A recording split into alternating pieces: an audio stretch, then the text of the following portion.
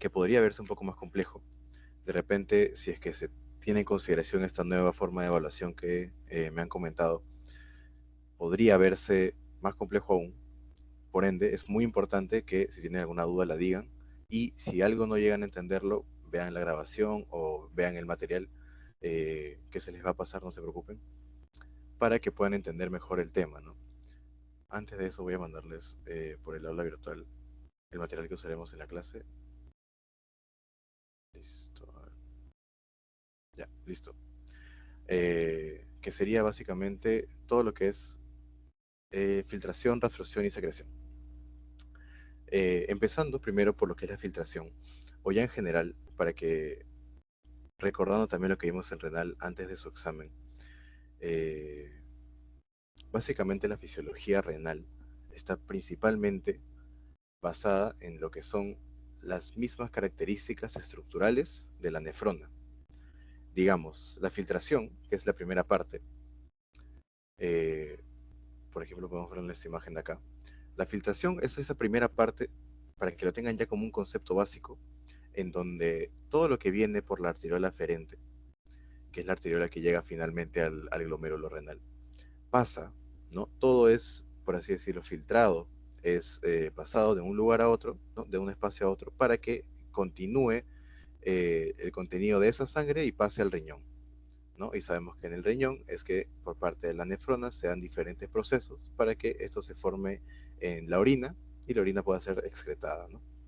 Es entonces que la filtración es ese primer paso que nos permite discernir entre qué cosa tiene que pasar y qué cosa no tiene que pasar a dicho riñón. En el caso fisiológico, lo que se busca es que pasen ciertas sustancias específicas y ciertas sustancias no deben pasar. Como cuáles, por ejemplo, para darles un pequeño adelanto, las proteínas, las sustancias de carga negativa, etcétera, ¿no? Entonces, hay ciertas sustancias que no queremos que pasen, porque en el caso de que sí pasen, estaría produciéndose una afectación a nivel renal, ¿no? Por ejemplo, supongamos que tenemos una afectación a nivel del glomérulo, una alteración en la filtración. ¿Qué estaríamos viendo reflejado? Un mal paso de por ejemplo, de proteínas, ¿no? Las proteínas que pasen a la orina y sean excretadas por la orina. ¿Esto qué nos da? Una proteinuria, la, una presencia de proteínas en la orina. ¿Y qué nos podría dar esto, por ejemplo? Que tengamos menos albúmina, que es una gran parte de las proteínas séricas, y ya sabemos que la bajada de proteínas puede disminuir la presión oncótica, por ejemplo, que es un tema que vimos ya previamente, y se den, por ejemplo, edemas, o que se dé una peor filtración de proteínas, también puede dar paso a trastornos de hipercoagulabilidad, ¿no? Hay mayor coagulabilidad, más coágulos, frente a esta deficiencia de proteínas. Hay de repente también una dislipidemia, porque cuando las proteínas son excretadas por la orina, el hígado dice, tenemos pocas proteínas, hay que sintetizar más. Sabemos que el hígado sintetiza lipoproteínas, entonces a medida que el hígado, intentando resolver esta disminución de proteínas por la orina, crea más proteínas, crea lípidos, no crea lipoproteínas prácticamente. Estas lipoproteínas, como ya sabemos, las LDL, VLDL, producen un estado de dislipidemia, que sabemos que en estados de, por ejemplo, enfermedad coronaria son muy preocupantes porque pueden producirte lo que es la aterosclerosis, ¿no? Entonces es muy importante ese primer paso. Ahora sí, yendo con lo que vemos en el material, la filtración glomerular parte de una barrera de filtración, ¿no? Los componentes que atraviesan el filtrado desde la sangre hacia la cápsula de Bowman, ¿no? Todo lo que viene a partir de la arteriola aferente llega a la cápsula de Bowman, que es parte ya misma del riñón, y a partir de este pasan todo lo que son las sustancias que queremos que finalmente lleguen a la nefrona y a la orina. En el endotelio vamos a ver que hay una serie de poros de 700 a 100 nanómetros. Tienen, por ejemplo, la podocalixina, que es una cialoproteína glomerular, que deja pasar moléculas de bajo peso molecular y de carga negativa, y contiene fenestraciones. La membrana basal glomerular tiene una carga negativa por los proteoglicanos ricos en heparansulfato y se compone de la lámina rara interna, rara externa y la lámina densa. Hay sitios aniónicos en las tres capas de la membrana basal glomerular. Hay podocitos o células epiteliales viscerales que sintetizan la membrana basal glomerular y forman los poros de filtración. Resumen, básicamente tenemos una barrera de filtración que está en el glomérulo, que es que permiten que básicamente los componentes que sean de bajo peso molecular y de carga negativa puedan pasar tranquilamente. Mientras no cumpla con esta característica, con esta selectividad, no van a pasar, que es la situación fisiológica, no lo que queremos para que no sea ninguna enfermedad y que todo vaya a su curso correcto. ¿Ok? Microestructura de la membrana basal glomerular. Sabemos que la membrana basal glomerular va a ser principalmente conformada por la melanina 1, el colágeno de tipo 4, esos son sus principales componentes. El colágeno tipo 4, recuerden, incluso pueden preguntarle los tipos de colágeno que están involucrados. El tipo 4 es el que se ve acá. También está el nidogen, que es una proteína que se llama actina. Tenemos el proteoglucano de parasulfato, que es este de acá, y que se van a disponer en forma de mallas. Lo vemos aquí, ¿no? Especie de mallas, especie de cadenas. Y esa estructura tiene que ver que proteger para que no haya la salida de sustancia de igual carga, ¿no? O sea, el protón en lugar de sulfato es negativo, ¿ok? Eh, y como no queremos que pasen sustancias negativas, lo que hace el protón de sulfato, sabemos que todas las cargas opuestas se alejan, digamos, ¿no? Entonces no permiten que pasen las sustancias de igual carga, ¿no? No permitirían que pasen sustancias negativas. Ahora, continuando, la membrana basal glomerular tiene también componentes como el podocito, y el podocito tiene la precaderina, la nefrina, la actina y la catenina. Básicamente el podocito es esta célula que vemos aquí, que aquí está la membrana basal glomerular, que permite básicamente el paso de las sustancias, ¿no? A través de eso se da el paso de las sustancias. Y precisamente tiene todas estas estructuras para que pasen específicamente las sustancias con las características que nosotros queremos, ¿ok? Una alteración a nivel de toda esta estructura y del espacio, por ejemplo, entre los podocitos, permitiría que pasen sustancias que no deberían pasar, como por ejemplo, ¿cuáles? Las proteínas y la glucosa, que no deben pasar y nos darían paso a una glucosuria, a una proteinuria, que ya les expliqué qué alteraciones tenemos, ¿no? Por ejemplo, con la proteinuria tenemos la disminución de las proteínas, y una baja de proteínas, por ejemplo, hace que aumente la síntesis de proteínas hepática, ¿no? O, por ejemplo, una glucosuria haría que perdamos glucosa por la orina, por ende una hipoglicemia, ¿no? Y una dificultad de conseguir energía en los diferentes tejidos, ¿no? Por otro lado, filtración glomerular. Ya sabemos que entonces el filtrado es el paso inicial de la formación de orina. Una vez que se da la filtración, ese resultado de la filtración, es decir, la cantidad o las sustancias que pasan de la sangre a la cápsula de Bowman, ya todo eso que pasó a la cápsula de Bowman se llama el ultrafiltrado, porque ya ha sido filtrado previamente, ¿no? Eso se llama el ultrafiltrado. Entonces aquí vemos, ¿no? La formación de orina a través de un ultrafiltrado, ya sabemos el resultado de que pase del plasma a la pared del capilar glomerular. El movimiento del fluido desde el endotelio vascular hacia la cápsula de Bowman se rige por las fuerzas de Starling, siendo proporcional a la permeabilidad y el área de la membrana y diferencia de presiones. El líquido que pasó por la barrera de filtración se llama el ultrafiltrado, ¿no? Como les comenté. También otro dato que tenemos aquí, básicamente todo este movimiento de fluido está regido por las fuerzas de Starling. Recordemos la presión hidrostática, la presión oncótica, esos conceptos que vimos en las clases previas de renal eran básicamente las diferentes fuerzas que están en el líquido que permiten que o salga o ingrese, ¿no? Vamos a verlo más adelante también. ¿Cuáles son los determinantes de la tasa de filtración glomerular o la tasa de filtrado glomerular? Es, por ejemplo, las sumas de las fuerzas de Starling a través de la membrana glomerular, que determina la presión de filtración neta. Es decir, todas estas fuerzas de Starling, digamos la presión hidrostática capilar, la presión hidrostática de Bowman, acá está, o sea, esa es la presión hidrostática glomerular o capilar, presión hidrostática de Bowman, la presión oncótica glomerular. Todos estos conceptos se suman, como lo vemos acá abajo también, se suman, y ese resultado es básicamente la que nos va a determinar cuál es la presión neta de filtración. Es decir, todas estas, todo este equilibrio, digamos, entre las diferentes fuerzas, una vez están sumadas, es decir, el resultado de estas fuerzas van a ser las que nos van a determinar qué es lo que va a ser filtrado finalmente. También tenemos el coeficiente de filtración de capilar glomerular, que es el KF, y que se determina por un cálculo matemático. Básicamente es la filtración glomerular y la presión de filtración glomerular. Tenemos aquí, ¿no? Por ejemplo, la filtración glomerular tiende a ser 125 mililitros por minuto. con una presión de filtración glomerular de 10 milímetros de mercurio. Vamos a ver más adelante también por qué son 10. Y básicamente el resultado, por ejemplo, del coeficiente de filtración glomerular sería, en este caso, 12,5 mililitros por minuto de milímetros de mercurio de presión de filtración. Ahora, vamos a dilucidar lo que es el tema de la presión neta de filtración.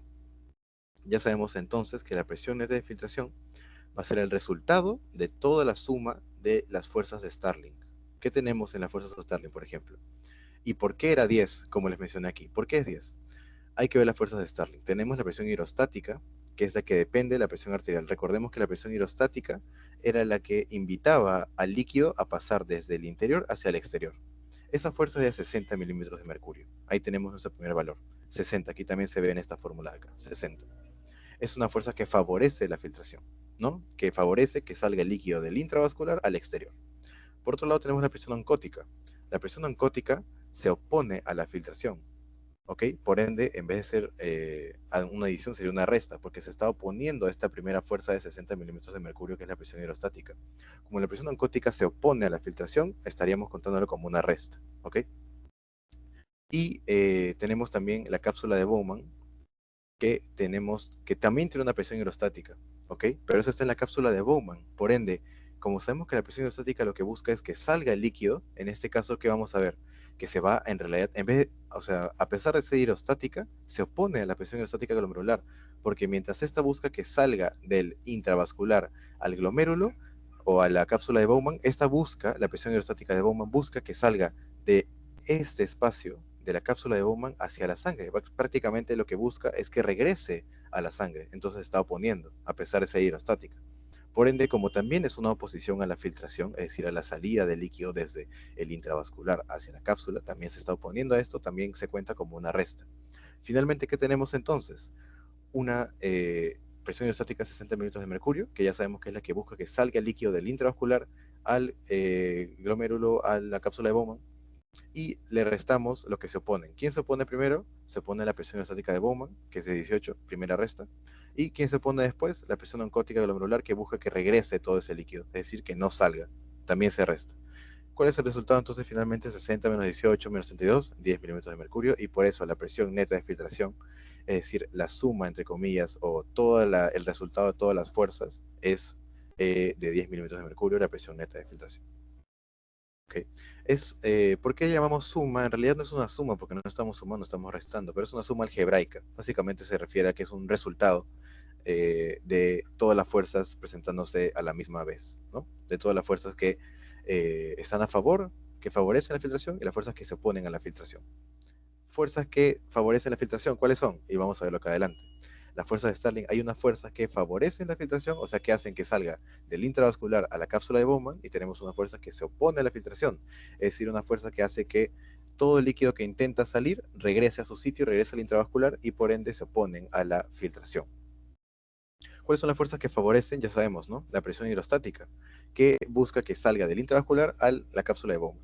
La presión hidrostática glomerular específicamente, ¿no? Del glomérulo, acá. También la presión oncótica del espacio urinario, es decir, la presión oncótica de acá. ¿Por qué favorece? La presión oncótica de acá buscaría, como sabemos la presión oncótica que hacía, que salga el líquido, ¿no? O sea, básicamente lo que buscaba era atraer el líquido que está saliendo, ¿no? Buscaba atraer el líquido. Pero ¿qué pasa? Que en este sentido, la presión oncótica favorece la filtración porque sabemos que en el espacio urinario no hay proteínas, ¿no? De manera fisiológica, digamos, no deberían haber proteínas porque se ha dado todo este proceso del filtrado, ¿no? Donde teóricamente no deberían haber pasado las proteínas. Por ende, como no hay proteínas, la presión oncótica no afecta a la filtración y se considera como una fuerza que la favorece más bien, ¿no? Porque como es cero, no tiene proteínas y la presión oncótica está principalmente determinada por las proteínas, no va a alterar la filtración y se considera como una fuerza que favorece la filtración. Por otro lado, ¿qué fuerzas se oponen a la filtración? Es decir, que evitan que el líquido salga del intravascular al, a la cápsula de Bowman. ¿Cuáles no permiten que salga? Sería la presión hidrostática del espacio urinario, la presión hidrostática de Bowman, es lo mismo. Espacio urinario, cápsula de Bowman, lo mismo. Porque ¿qué es lo que hace? Se opone porque esta busca que el líquido que está en la cápsula de Bowman salga de nuevo al intravascular. Por ende se opone a esta filtración. La presión oncótica del capilar glomerular también. La presión oncótica que se encuentra en el mismo capilar, glomérulo capilar, en la misma arteriola, lo que va a buscar es que el líquido que ha salido regrese. Sabemos que la presión oncótica lo que busca es jalar el agua, atraer el agua hacia adentro, el agua que ha salido, ¿no? Entonces, esta presión oncótica va a oponerse a la ultrafiltración. Básicamente, entonces, la suma neta de todos esos componentes, como lo vimos acá también, va a darnos el resultado a la presión neta de filtración. La presión de filtración actúa como sobre una superficie, ¿no? Es una superficie de metros cuadrados, que es el área o metros cuadrados de intercambio con una constante permeabilidad hidráulica.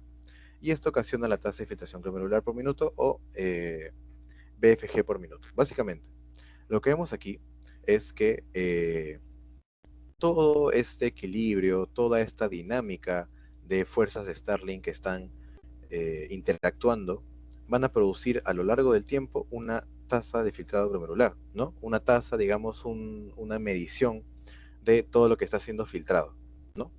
Y esa tasa de filtración glomerular se puede ver por medio de estas diferentes fórmulas. Primero, la TFG se puede dar por la presión neta de filtración, que ya sabemos que es el resultado de todas las fuerzas de Starling, por LP, que es la permeabilidad hidráulica, qué tan permeable es las barreras para que pueda pasar el líquido, y el área de ultrafiltración.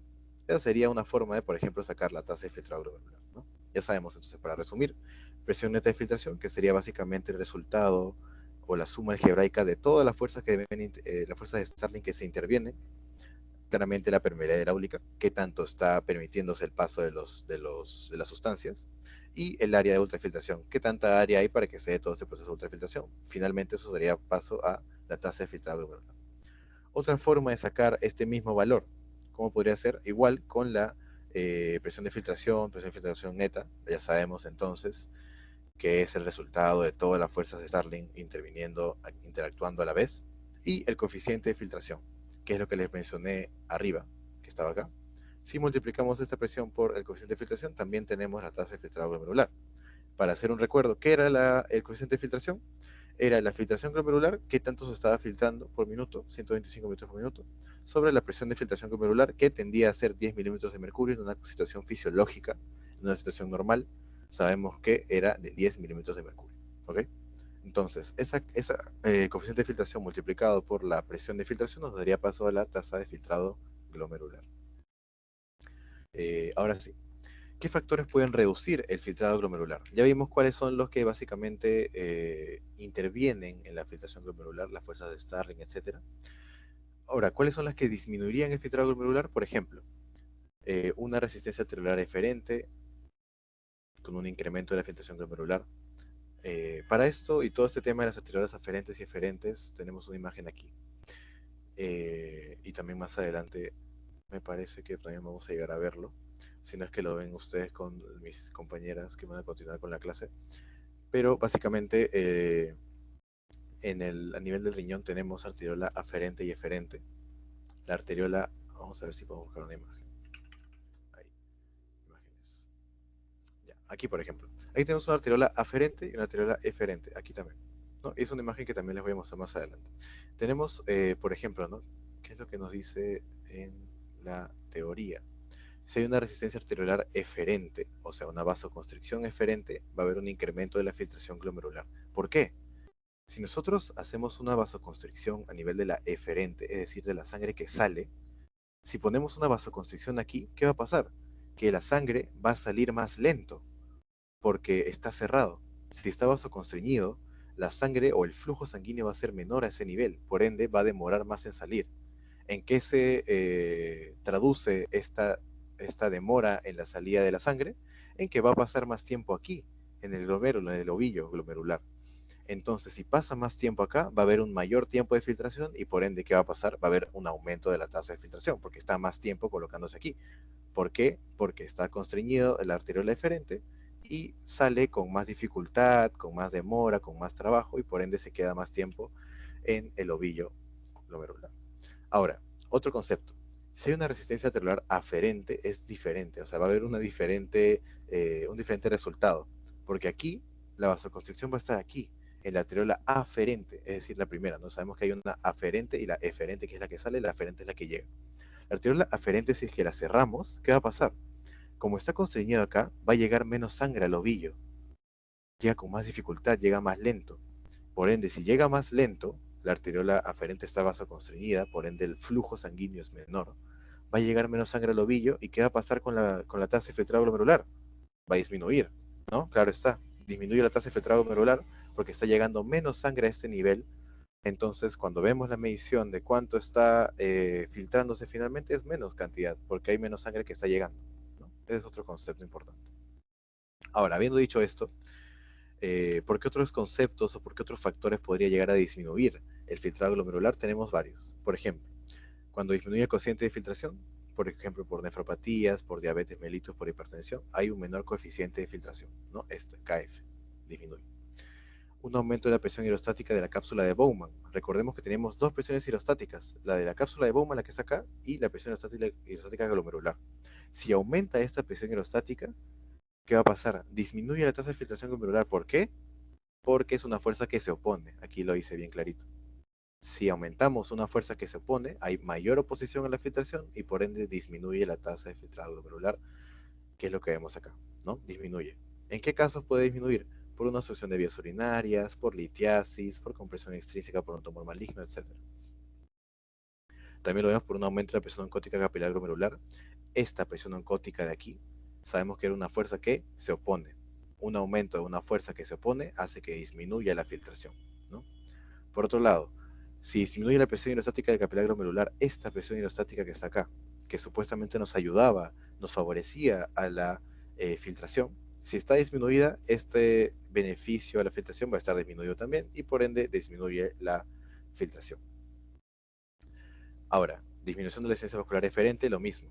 Si la arteriola eferente está vasodilatada, ¿qué va a pasar? Lo contrario de lo que les mencioné antes. Si está vasodilatada la arteriola eferente, sale más sangre, sale más, ¿no? La sangre llega, pero sale con mucha mayor facilidad y en un flujo más veloz. Por ende, si sale más, pasa menos tiempo en el ovillo, por ende pasa menos tiempo filtrándose y disminuye el ultrafiltrado. Lo mismo en el caso de la arteriola aferente, ¿no? ¿Qué pasa si aumenta la resistencia de la arteriola aferente? Llega menos sangre, ¿no? Si tenemos la vasoconstricción aquí, ¿no? Y si está cerrado, entonces llega menos sangre y como les mencioné previamente, si llega menos sangre, hay menos filtración a este nivel y disminuye el ultrafiltrado, ¿no? Todos estos conceptos, ¿para qué nos van a servir? Para esas preguntas en las que nos dicen, eh, supongamos, ¿no? En tal paciente tenemos una disminución del ultrafiltrado. ¿Por qué razón puede ser? Y les ponen todas estas, y, pero cambiadas, ¿no? Por ejemplo, ¿no?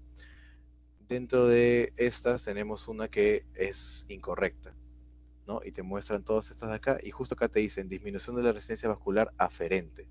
Y tú dices, ah, no, esa no puede ser. ¿Por qué? Porque si la arteriola aferente tiene una disminución de la resistencia, entonces llegaría más sangre. Y si llega más sangre, hay mayor filtrado. Ah, ya, entonces esa no produciría una disminución del filtrado. ¿Ok? Entonces, las preguntas pueden venir de todo esto, de todo este concepto. De este concepto y del concepto de las presiones y del concepto de las arteriolas aferentes y eferentes. Entonces, es muy importante que lo tengan bien en cuenta, ¿no? ¿Cuál es la forma? No creo que sea memorizando.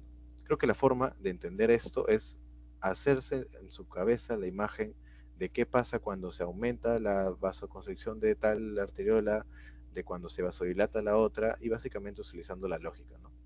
Y luego teniendo el conocimiento correcto de cuál es la función de cada presión, ¿no? Recordemos la hidrostática que permitía que salga el líquido, pero claro, la del glomérulo. La presión oncótica glomerular, por otro lado, lo que hacía es atraer el líquido hacia adentro de nuevo. O, por ejemplo, la presión hidrostática de Bowman lo que hacía era sacar el líquido, pero como está en la cápsula de Bowman, va a sacar el líquido de la cápsula de Bowman y va a regresar a la arteriola eferente, por ende también opone a la ultrafiltración. ¿Okay? Ahora sí, una vez dicho esto, continuamos con lo que es la filtración glomerular y un poco más de lo que son los datos numéricos, ¿no? Por ejemplo, que produce 180 litros de filtrado por día. Se realiza un equilibrio entre la fuerza hidrostática y oncótica, ya lo sabemos. Una membrana tiene poros de carga negativa y por lo tanto para que pase un anión tiene que ser muy pequeño. ¿Cuáles son los conceptos o las sustancias que llegan a pasar? Aquí está. ¿Cuáles pasan y cuáles no pasan por este filtrado que les mencioné? ¿Cuáles sí pasan? Los aniones de 40 Armstrong, es una medida de tamaño básicamente, de peso molecular menor a 15.000, se filtran mucho más rápido. ¿Ok? Mientras más pequeños y de menor peso, pasan con mayor facilidad. Sustancias con carga neutra de 40 a 80 Armstrong se filtran normalmente, de 40 a 80. Y si su peso molecular es hasta 40.000, pueden pasar, pero con dificultad. Si tiene carga negativa, es más difícil que pase la barrera porque cargas iguales se repelen. ¿Ok? Como el de parabensulfato es un gran componente de la membrana basal, y este es de carga negativa, si llega una sustancia negativa al filtrado, a la membrana basal, a la barrera de filtración, va a oponerse, porque ya tenemos una carga negativa con el epanasulfato, ya sabemos que las cargas iguales se repelen. Entonces, cualquier carga negativa no va a pasar con facilidad. Por otro lado, ¿qué otras sustancias no pasan? Las sustancias que son mayores de 80 Armstrong no se filtran. ¿Ok? Si pasa de los 80 Armstrong, que es un tamaño, recordemos, no se filtran. ¿Qué otra cosa no se filtra? Las proteínas. ¿Por qué? Porque si se filtran las proteínas tendríamos proteinuria. Y ya les mencioné cuáles son las graves complicaciones que se dan con la proteinuria. Por otro lado, el índice de filtración glomerular es sinónimo de tasa de filtración glomerular, ¿ok? Si les dicen índice de filtración o tasa de filtración es lo mismo, y sabemos que es de 125 mililitros por minuto, ¿no? Incluso se ve acá en la fórmula del coeficiente de filtración. Ahora, ¿qué es el clearance o aclaramiento? Consiste en conseguir la tasa de filtrado glomerular por medio de la administración de una sustancia exógena, de la cual conocemos la concentración. Se mide su eliminación en la orina para hacer el cálculo en el tiempo y el volumen de distribución y saber cuánto se aclaró la sustancia. ¿Qué significa esto? Básicamente, tenemos diferentes sustancias que no son, digamos, metabolizadas, que no son alteradas dentro del cuerpo, es decir, que tú la consumes y en la excreción se ve prácticamente igual. ¿Para qué sirve administrar estas sustancias como por ejemplo la inulina, ¿no? La inulina, el otalamato, el DTPA, la cisteína C? Lo que hacen básicamente es ver qué tanto se está filtrando correctamente porque es una sustancia que se va a ver inalterada. Si vemos que hay una alteración, si esta sustancia, una vez que pasa el filtrado todo y la inulina tiene una alteración en su valor, podemos estar sospechando una falla en la filtración glomerular, ¿no? Es muy importante este dato. Propiedades de la sustancia para el clearance: tiene que ser capaz de mantener una concentración plasmática estable, tiene que ser libremente filtrada en el glomérulo y no ser sintetizada, ni reabsorbida, ni secretada, ni metabolizada en el riñón. Básicamente que sea una sustancia inalterada. Las sustancias que, por ejemplo, pueden ser, que tienen todas estas características, como les mencioné, la inulina, el otalamato, el DTPA y la cisteína C. Son sustancias exógenas, claramente, no son parte del mismo cuerpo. Y se ponen mediante una aplicación parenteral, es decir, intravenosa, más que nada intravenosa, ¿no? Intravenosa. Básicamente son sustancias exógenas, es decir, es fuera del cuerpo. Cualquier cosa que está fuera del cuerpo es exógeno y se aplican parenteralmente intravenoso, básicamente. Inulina filtrada es igual a la inulina excretada, ¿no? Eso es lo que deberíamos ver de manera fisiológica, digamos. Todo lo que se filtra debería ser idealmente lo que es excretado, ¿no? Porque es una sustancia que no se metaboliza, no se reabsorbe, no se secreta, no se metaboliza. Ya. Y la tasa de filtrado glomerular se utiliza como un índice de la masa renal funcional. Es un valor muy importante esa tasa de filtrado glomerular porque nos permite saber qué tan bien funciona nuestro riñón, ¿ok? Una tasa de filtrado glomerular debería estar en lo que vimos acá de 125 mililitros por minuto. Si es que está disminuido, si está muy aumentado, tenemos una alteración en la filtración y por ende ya podemos ir sospechando una enfermedad renal, una nefropatía, una enfermedad sistémica, etcétera, ¿no? ¿Qué otro dato tenemos? Las nefronas, por ejemplo, no se regeneran, se pierden con la edad. A partir de los 40 años se pierde 1 mililitro por minuto de función renal de cada año de vida.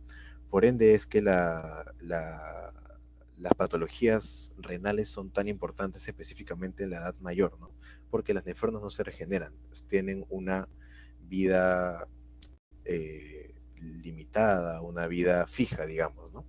Como en el caso, por ejemplo, que vimos en endocrino, con los ovarios, que ni bien una persona nace, una mujer nace, tiene una cantidad fija y limitada, y es por ello que cuando se da la menopausia ya no tenemos más, bueno, no tienen las mujeres más ovarios y se acaban.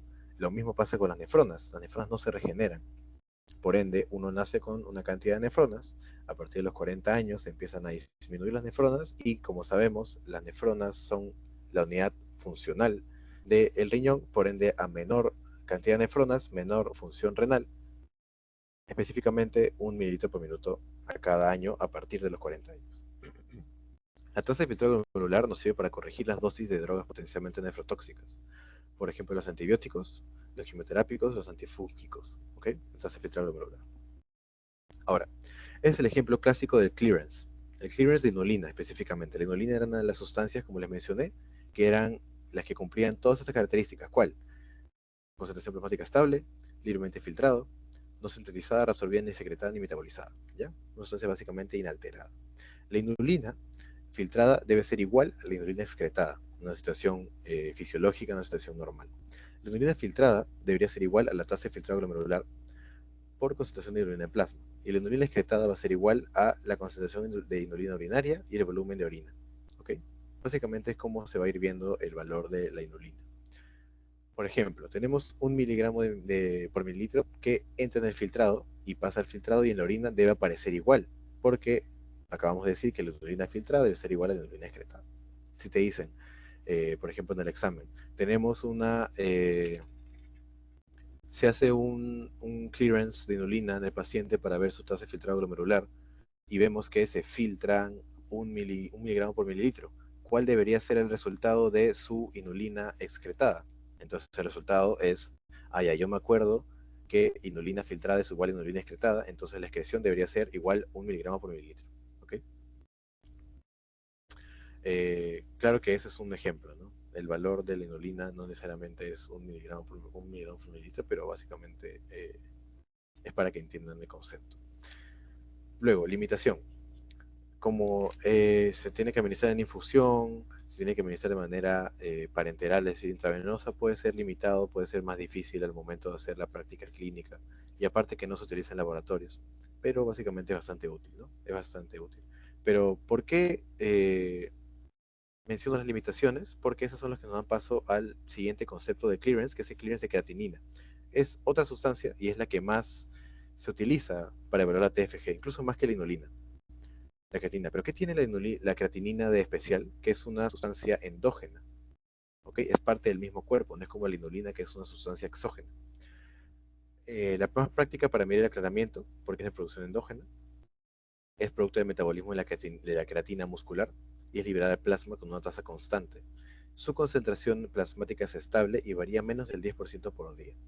La creatina no se reabsorbe y existe una pequeña secreción tubular de creatinina en túbulo proximal a través de la bomba secretora de cationes orgánicos, aproximadamente de 10 a 20%, lo que produce una sobreestimación de la TFG en pacientes renales.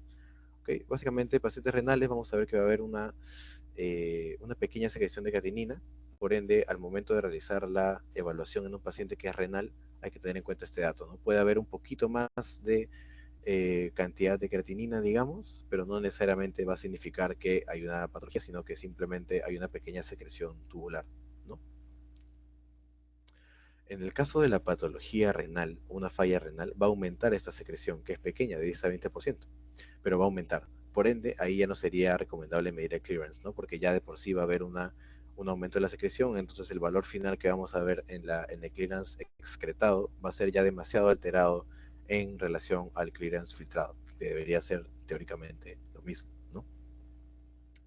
Eso ya son términos de cuánto tiene que ser el valor en hombres y mujeres, etcétera. Sería bueno que lo vean más adelante, pero como son números, básicamente, creo que es más cuestión de memoria y ya lo podrán ver más adelante. Como les mencioné, las limitaciones, también más que nada relacionadas a lo que es la práctica clínica. Ahora sí, el cálculo de clearance. Son formas de calcular el clearance de creatinina, como el CLCR, que utiliza la edad y el peso, y la creatinina plasmática para estimar el clearance. El CLCR entonces es 140 menos edad por peso en kilogramos. Y en mujeres multiplicar por 0,85 porque la filtración es menor en mujeres, ¿no? Y eso lo mencionó de manera muy, digamos, superficial, de manera simple, la doctora en mi clase, me acuerdo. Por ende, creo que es importante recordarlo. No sé si el doctor lo llegó a mencionar, el decano lo llegó a mencionar en su clase, pero es muy importante para la práctica clínica, ¿no? Y siempre que un doctor, especialmente la doctora que me llegó a enseñar a mí, que era nefróloga, menciona un dato que se puede utilizar en la vida cotidiana, bueno, ya en la vida de la práctica médica, es importante recordarlo. ¿Cuál es el valor o el cálculo del CLSR, o sea, del clearance más usado? El CKD-EPI. ¿Ok? Esa es una especie de cálculo, una especie de calculadora que se utiliza. La más importante, CKD-EPI. pero toma en cuenta diferentes valores, ¿no? Por ejemplo, la etnia blanca, la etnia negra, las razas, etcétera, ¿no? Por ejemplo, que la raza negra tiene más riesgo de enfermedades renales. Pero básicamente este valor es el que más se utiliza ya en la práctica médica. Ahora, el aparato yuxtaglomerular, esto es algo que ustedes ya lo conocen muy bien, el sistema renina-angiotensina, para cuál es su utilidad, qué es sensa, etcétera. Vamos a hacer una pequeña revisión al toque porque también tiene una relación con el riñón. Está ubicado en la porción gruesa ascendente de Henle y hace contacto con el glomérulo del mismo nefrón. ¿Ok? Está al mismo nivel de la porción gruesa ascendente o, claro, la porción gruesa ascendente del asa de Henle, ¿no? Y está en contacto con el glomérulo del mismo nefrón. Tiene un polo tubular y un polo vascular. ¿Qué básicamente tiene? Un polo tubular con la mácula densa, que era la que sensaba el contenido de sodio, ¿no? Y cloro de ultrafiltrado. Por ejemplo, cuando tenemos una baja cantidad de sodio, en este caso el sodio, hay que fijarnos más que nada, más que el cloro incluso. Cuando tenemos una baja cantidad de sodio, ¿qué pasa? Se activaba el sistema renina-angiotensina, ¿no? Que liberaba renina y básicamente tenía las funciones que tenía todo este sistema que vamos a ver más adelante. Y el polo vascular tiene la arteriola aferente, eferente y el mesangio cerebromedular. Y tres tipos de células que forman parte del aparato cerebromedular. La célula macula densa, que era básicamente la que sensaba el sodio, las células lasis o Gormatig, las células granulares o yuxtaglomerares. Eh, ¿Cuál es el sistema renina que necesita aldosterona básicamente? Ya, otro dato también, que son las células yuxtaglomerulares las que precisamente producen la renina. ¿Ya? Ahora, partiendo de esto, el sistema renina que necesita aldosterona, que parte de que la célula de la mácula densa produce renina. ¿Okay? El término en realidad, creo que me equivoco aquí, pero básicamente lo que les quería decir es que las yuxtaglomerulares eran las que producían renina. ¿Okay? Eh, ¿En qué situación produce renina? Como ya les mencioné, la célula mácula densa sensa el sodio, detecta cuánto sodio hay y si tenemos poco sodio, significa que tiene que activarse el sistema renina-angiotensina-aldosterona. ¿Para qué? Para básicamente retener el sodio. A nivel renal me refiero, porque el sistema renina-angiotensina tiene varias funciones a nivel de todo el cuerpo, pero a nivel renal lo que queremos principalmente es retener el sodio, y como sabemos, el sodio viene en conjunto con el agua, entonces si tú retienes sodio, retienes H2O también, agua. La renina se produce y se encuentra con el angiotensinógeno, aquí tenemos la renina, y se junta con el angiotensinógeno que proviene del hígado, es una hormona que proviene del hígado, una enzima, perdón, que convierte la renina en angiotensina 1. La angiotensina 1 se convierte en angiotensina 2, ¿por cuál? Por la ECA. No nos acordamos la enzima convertidora de angiotensina, que se encuentra en los pulmones, acá está. Esta angiotensina 2 ya es la que tiene las funciones a nivel sistémico. A nivel sistémico, ¿qué produce? Vasoconstricción sistémica, porque aumenta la resistencia vascular periférica y eleva la presión. A nivel de riñón, ¿qué hace? Retiene sodio y agua, como les mencioné, y aumenta la volemia, porque retienes agua. O sea, si tú estás reteniendo el agua, estás evitando que esté excretada, tienes más cantidad de agua, mayor volemia, incrementando el contenido de sangre y permitiendo la presión subiendo, ¿no? Porque tienes más agua, tienes más líquido, y este líquido se ve reflejado en que vas a tener más sangre, y como tienes más sangre, se produce mayor presión a partir de en contra de las paredes, ¿no? Por ende, más presión arterial. Se reabsorbe el sodio del túbulo proximal en el asa de Henle, el túbulo distal. Y el túbulo colector también te hace estimular la ADH porque la angiotensina 2 también actúa a nivel de la ADH. También, ¿qué más hace? Aumenta la resistencia de la arteriola eferente para mantener la tasa de filtrado glomerular. ¿Ok? Sabemos, yo les mencioné, que si tú constreñías la arteriola eferente, demoraba más tiempo en salir, se quedaba más tiempo en el ovillo y por ende había mayor filtración. Y también tiene un efecto sobre la sed, para que básicamente consumamos más líquido y aumente más la cantidad de volemia, ¿no? Y a nivel de la suprarrenal sabemos que favorece la síntesis de aldosterona, que también produce la misma función de reabsorber el sodio y excreta potasio hidrogenado. El aparato yuxtaglomerular, entonces, básicamente, lo que hace es producir un concepto de la retroalimentación tubuliglomerular. Eso es muy importante. La, el entendimiento de esta retroalimentación es bien importante porque nos permite entender cómo el riñón, en su propia función, es capaz de, por así decirlo, mantener un equilibrio, ¿no? Por ejemplo, ¿qué hace el aparato yuxtaglomerular? Por ejemplo, si disminuye, es capaz de disminuir la tasa de filtrado glomerular si hay demasiado sodio en la mácula densa, ¿ok? Porque hay demasiada reabsorción de agua y sodio en el túbulo proximal o la disminución previa a la tasa de filtrado glomerular. O sea, si tenemos demasiada sodio, demasiada agua, etcétera, ¿qué puede hacer el aparato alveolar? Disminuir la tasa de filtrado alveolar, ¿ok? Que es una retroalimentación negativa. Y si tenemos demasiado sodio, va a haber demasiado filtrado, va a haber demasiado, porque tenemos demasiado sodio, demasiado líquido, va a haber demasiado filtrado, para intentar limitar este filtrado en exceso que también puede ser patológico, que hace el aparato alveolar, lo disminuye. ¿Cómo se llama eso? Retroalimentación negativa. Lo mismo en el otro, o sea, lo opuesto, ¿no? Si tenemos muy poca volemia, ya sabemos que el aparato alveolar secreta renina para que aumente la volemia, aumente el filtrado por ende, ¿no? Lo mismo. Reabsorción tubular. Y ya finalmente, para terminar, porque me parece que estamos yendo de tiempo. La reabsorción tubular es el ultrafiltrado, una vez ya ha pasado a través de la barrera de filtración a la cápsula de Bowman y ahora ya se encuentra finalmente en el túbulo proximal. ¿Ok? Ya está en el túbulo proximal, ya pasó todo ese proceso de la cápsula de Bowman, todo, acá lo vemos también. Pasó todo este proceso de la arteriola aferente, aferente, pasó la cápsula de Bowman y ya se encuentra acá, en el túbulo contorneado proximal, acá. Ese túbulo contorneado porque tiene esa forma curvilínea, ¿no? En el túbulo contorneado proximal. Una vez que ya se encuentra ahí, se produce la reabsorción, que es básicamente que los solutos que se encuentran dentro de este ultrafiltrado que está pasando por acá se reabsorban. ¿Cuáles especialmente se reabsorben en el túbulo contorneado proximal? Los principales que siempre tienen que recordar, la glucosa y los aminoácidos. ¿Y en qué proporción se reabsorben? En un 100%, ¿ok? Idealmente, en el túbulo proximal se reabsorbe el 100% de la glucosa y proteínas. Esa es una pregunta que siempre viene. ¿Cuál es el porcentaje o qué se reabsorbe en el túbulo proximal?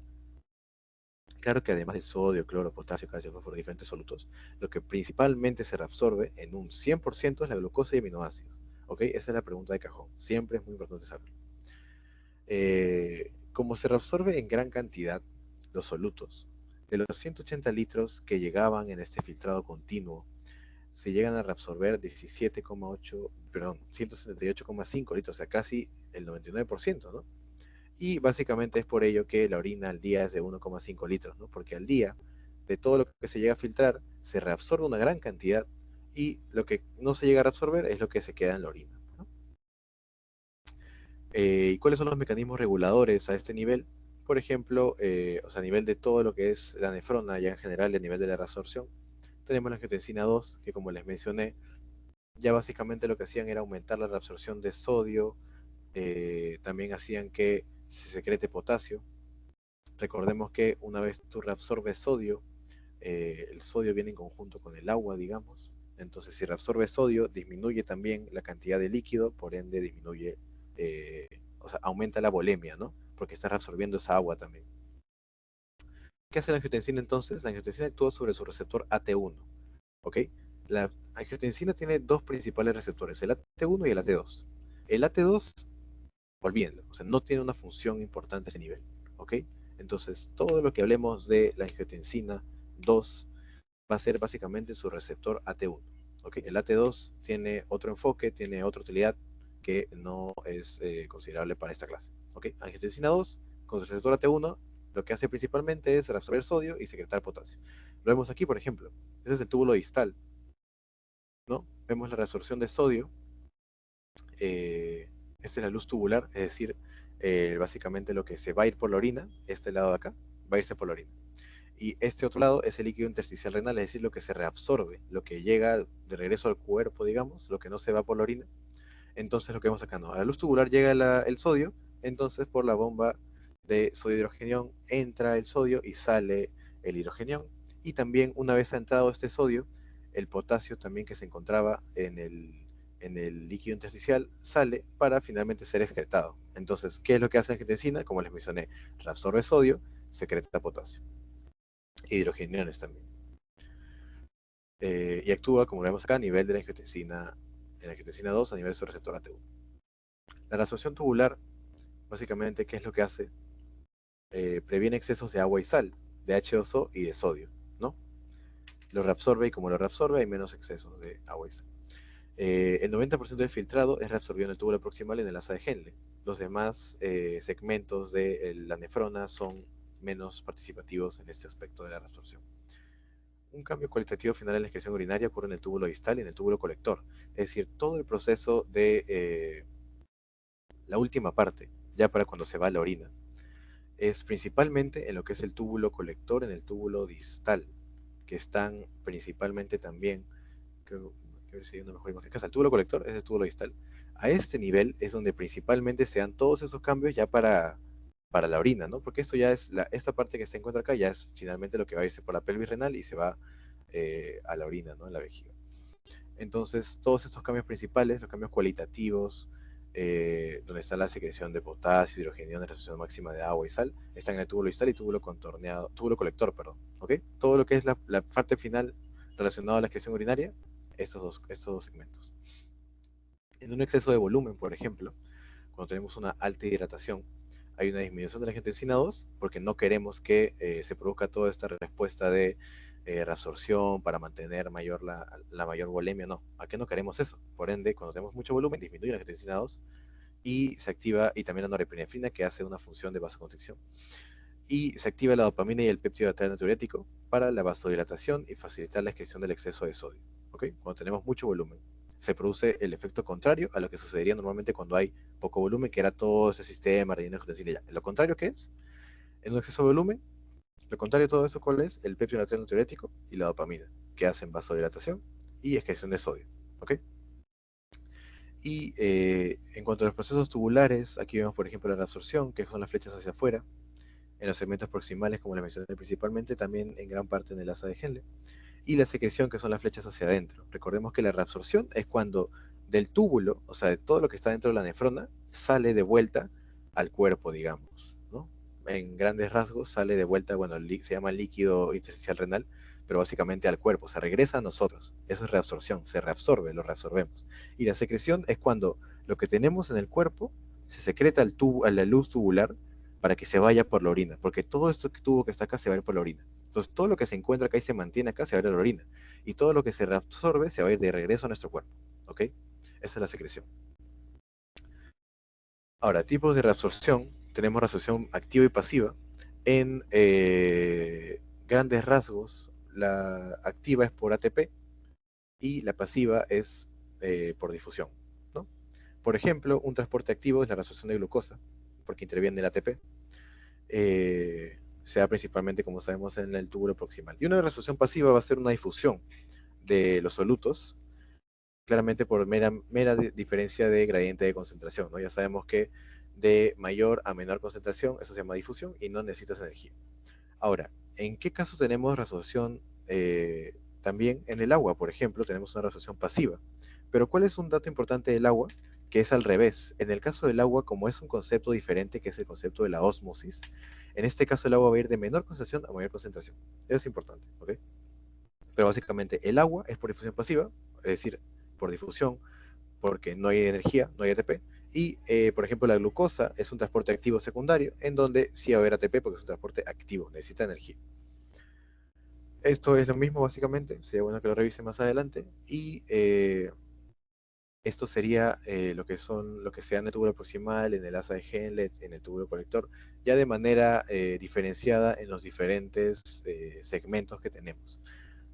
Eso me parece que lo van a continuar mis compañeras, así que no quisiera yo extenderme demasiado, pero lo que sí quisiera llegar es que he visto que ustedes han tenido unas diferentes preguntas o diferentes preguntas que van a tener en el examen. Entonces les he preparado esta presentación en donde básicamente vamos a ver cuáles son las preguntas que son probables que vengan, cuál es el nuevo enfoque que hay de las preguntas y cómo se solucionaría. ¿Ok? Vamos a ver si se puede presentar. Bueno, sí, no va. Ya. Esta es la primera pregunta que vimos. Agradeciendo a su compañero Luis que me pasó las preguntas. Tenemos la de la arteriola produce aumento de la filtración glomerular. ¿Cuál sería la respuesta correcta? Eh,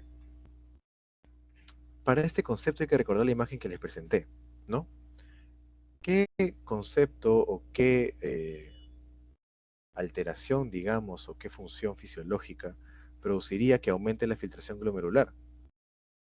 ¿Cuál sería finalmente la dilatación de la arteriola aferente? ¿Ok? ¿Cómo se haría este proceso? Recordemos, ¿no? La arteriola aferente es la que se encontraba acá, la que permitía que llegue todo este líquido, que llegue toda la sangre y que se coloque en el ovillo y que sea filtrada.